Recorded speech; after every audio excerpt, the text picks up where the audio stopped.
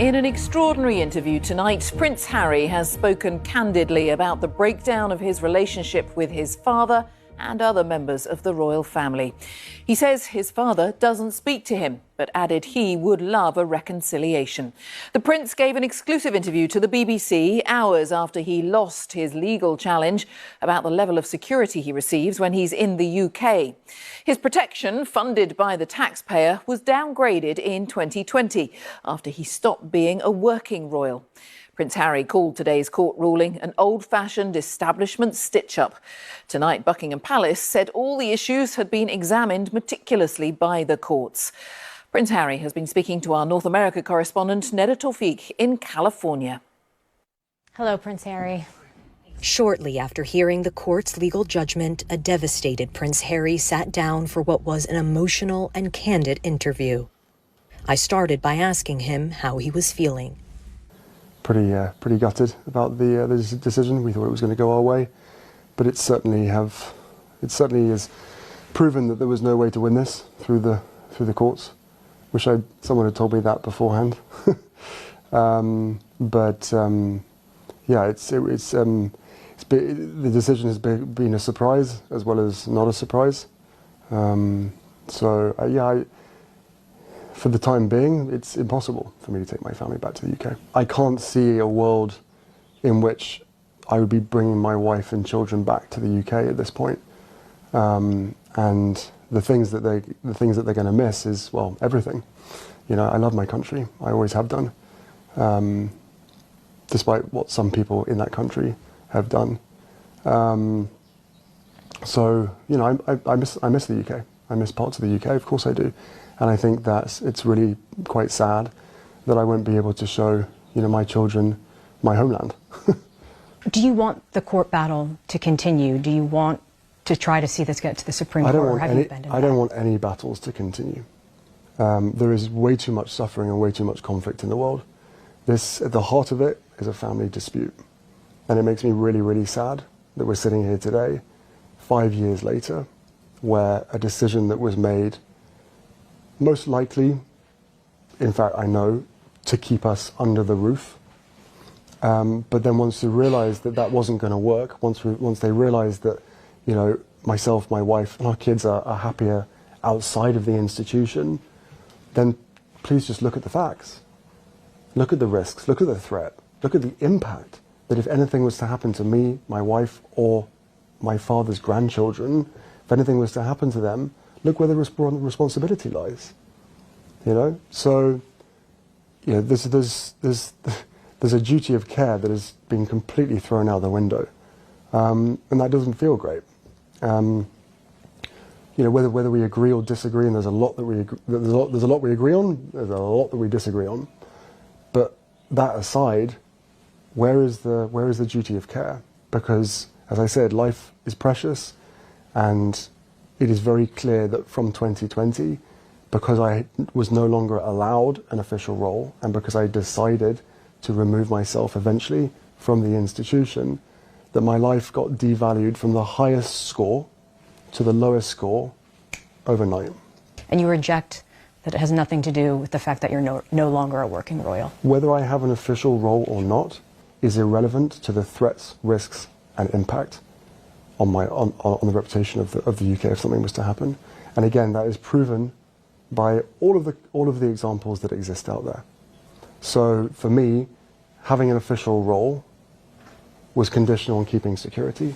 But for everybody else, people who have chosen this life to enter into public office and then leave, get it for life, regardless of whether they have risk or threat to their name. And by the way, I agree with that. I think that is absolutely the right thing to do. That if you come in and you serve your country, even if it's a minimum of 4 years, that you get the protection that you require because of your public service. I was born into this position. It wasn't a choice. I've served my country for 35 years. I believe that I am still continuing to serve my country. Public service is my life. That is the dedication that will never change. And then all the other bits and pieces that are added to that. You know, there are very, very real threats that exist out there. How are you feeling about this decision? Because clearly you have 2 children, Archie, Lilibet. They're not able to see their grandfather, their uncle, their cousins, in a way that you feel is safe for them. So what's your feelings kind of moving forward? Is there any way that this could be resolved? The only, I mean, not so much as devastated as with the loss that I am about the people behind the decision, feeling as though this is okay. You know, is it a win for them?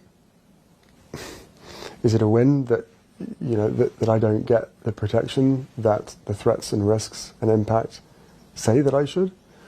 I would hope they wouldn't consider it a win. And I'm sure there's some people out there, probably most likely the people that wish me harm, consider this a huge win. But, you know,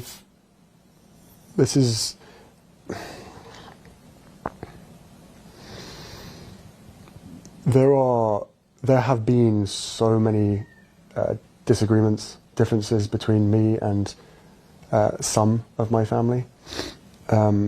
This current situation that has been ongoing for 5 years with regard to human life and safety is the sticking point.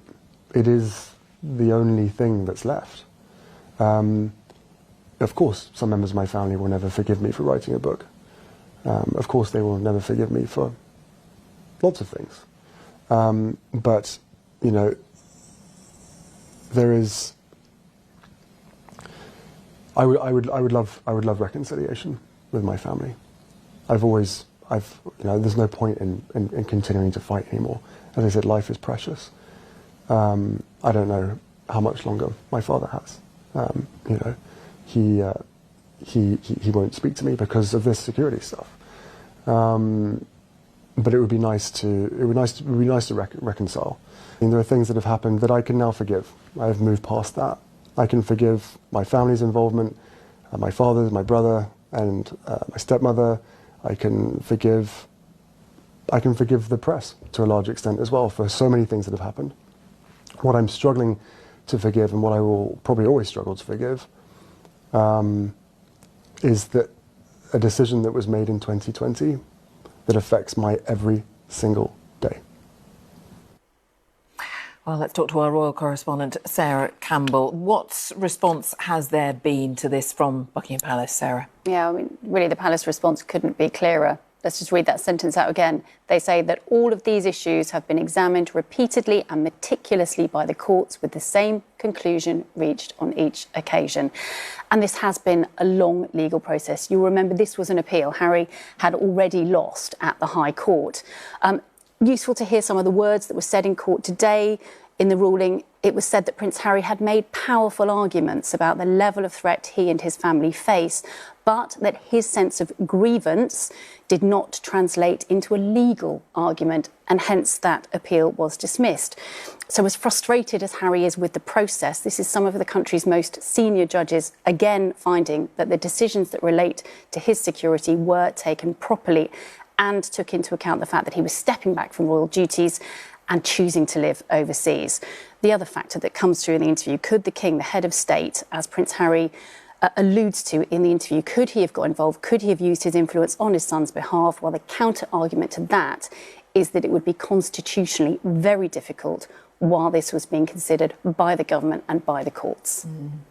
And so, more broadly, where does this go? Prince Harry says he wants reconciliation. But we have this half-hour-long interview, very candid, very heartfelt, and you look, it's making global headlines around the world, just as that Oprah interview did in 2021, just as his autobiography did in 2023.